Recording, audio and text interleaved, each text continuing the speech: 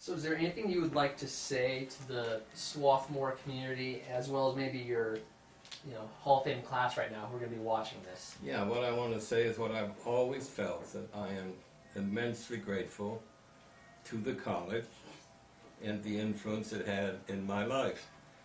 First, my wife, secondly, the sports, but beyond that, professionally, the college had everything to do with my career. And all of that led to what I really wanted to do, which was to be a neutral in labor relations and be active in the field of collective bargaining, as a mediator, as an arbitrator, which is what I ended up doing. And I have only a few days ago actually retired. I had my last case just a couple days ago, but Really? Swarthmore had everything to do with it. And come back to the thought, I will always be very grateful to the college. If you could talk a little bit about the name change. The story is actually pretty simple. Number one, Wiegelmesser is a pretty awkward name. It's not hard to want to shed it. But I'm delighted it did, actually. yes, my wife is delighted, and especially our children are delighted over that. But additionally, it was my older brother who really exercised the initiative on it.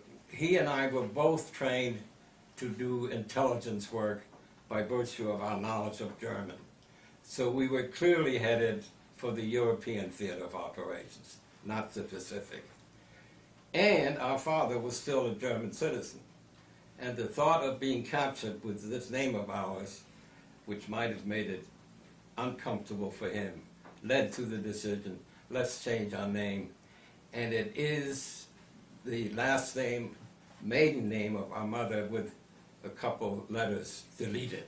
Valtin became Valtin, and here we are. Yes, you have basic training, and then the Army was smart enough to discover that it had among its various soldiers people who knew the German language. And that led going to a military intelligence school, Camp Ritchie, near here. It's near Camp David in Maryland. And so I had my training there. I was shipped overseas. I was in a pool of interrogators in Northern Ireland, and there was interviewed by a team from the 16th Infantry Regiment of the 1st Infantry Division. They wanted to sign up a person to act as interrogator. And that was in March or April of 1944. And it turned out that the 16th Regiment was the lead regiment at Omaha Beach in Normandy. Our sector was a particularly bloody one. You can't help but have that deeply ingrained in your mind. I was there, I saw it, all the misery, all the casualties. Some of the other beaches, there were 5 beaches in the Normandy invasion, and ours, for a number of reasons which we won't go into now, had its toughest resistance from the Germans. So we had the hardest time, and we had by far the most casualties. We lost about 1/3 of the regiment to either wounded or killed. And I have a book written by the German soldier who was up in the embankment looking down on the beach, manning a machine gun, and he describes his role that day. And I mean, that's the way it was, but let's not go into it more. He literally killed hundreds of people, and it's all there described. It shows the insanity of war. By the fall of '46, I was back to normal and back to soccer and all the rest of it. And had an All-American season. Yes. You had the record for goals in a season for That about year? 30 years. Oh, it lasted for about 30 years. Who the hell's the guy that broke it? Swarthmore would not have been the same for me without sports. I was active in every season, and I loved it. I enjoyed it. It gave me some stature that otherwise I might not have had. But I wouldn't even want to put one sport over the other. I had great enjoyment, great satisfaction, whether it was baseball or basketball or soccer. I would say I was a good header, and I had a strong right foot. I was not two-footed. as real good players have to be. Coach Wagner will confirm. It's like in tennis, you got to have a backhand as well as a forehand. If you want to be really good, the left foot has to be good as the right. Not normally true of most players, you will agree. Selection for the Olympic soccer team was a matter of games with expanded geographically.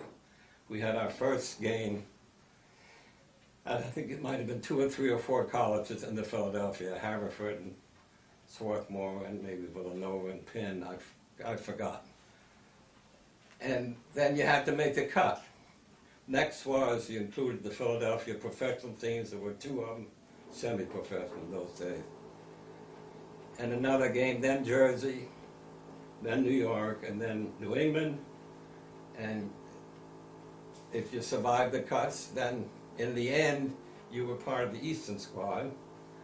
And then for the final tryout, we had to play the Western squad.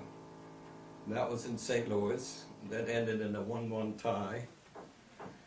And then came the selections by the 2 coaches, one from the West and one from the East. We had 2 or 3 practice games. We did okay against China and one of the Koreas. I've forgotten which one. But then we got our rude awakening in the opening game of the tournament itself, because we got clobbered by Italy.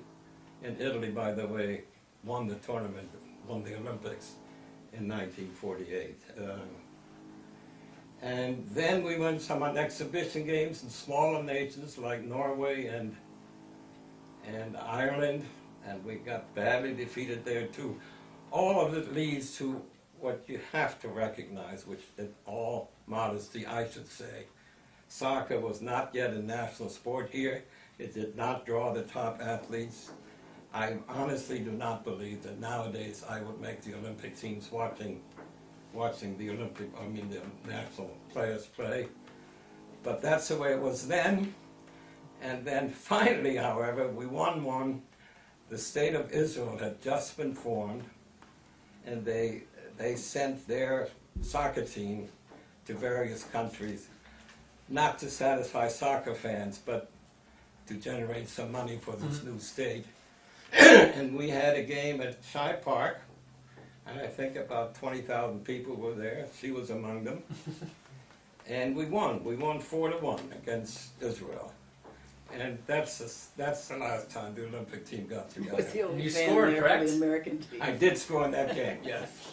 We won 4-1. That's incredible. It's not by design, most of things in life. Most, as somebody has said, most of our developments are a matter of accident. That's one of them.